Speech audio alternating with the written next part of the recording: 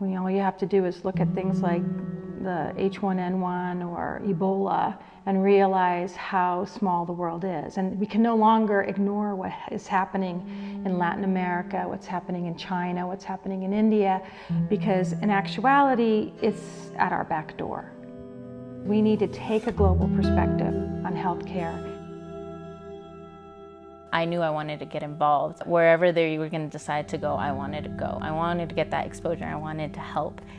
Being able to use my Spanish and communicate with other people and let them know about their health was amazing.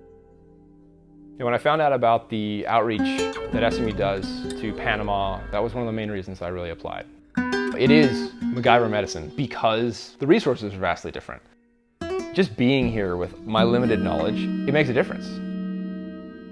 I came to Panama because I wanted to be immersed in somebody else's culture. Seeing the families come in and getting to know them and asking them the triage questions, you really get this little snippet of somebody's life.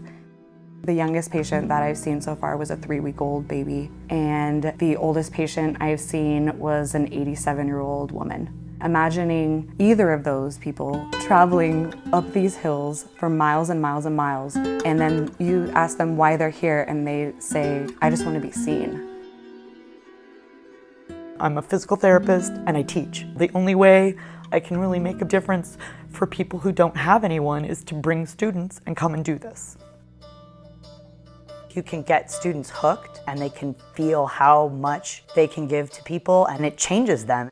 This clinic really teaches students how to be flexible, how to be creative, and how to think on their feet. We've had patients that have come back and they'll tell us how much it helped and can you help me again?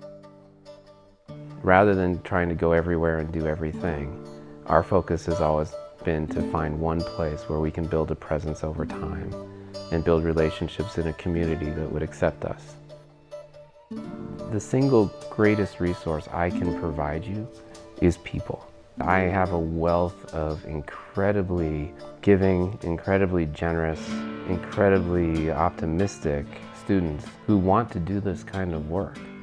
It seems like a no-brainer to put those people in this environment to do whatever they can to do good. My expectations of Samuel Merritt students are high. We all strive to recruit not only people who are going to be excellent healthcare providers, but who are excellent people.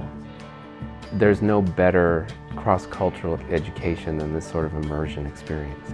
You cannot get lazy here. You can't get comfortable here. You do the best you can with what you have. Healthcare is really complex, and not any one provider has the one answer for any one patient. It's one opportunity to have all of these different healthcare disciplines coming together as students to learn about and from each other. We all do this one task of delivering effective and compassionate care to this community. This community is not served by anyone else. We made it our mission to go where no one else would go.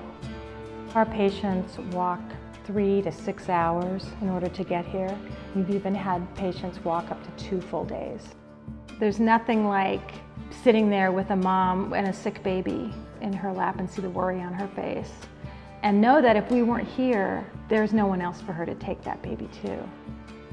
One person cannot change the world, but if you can keep one person healthy, that's one less person in the world who has to suffer.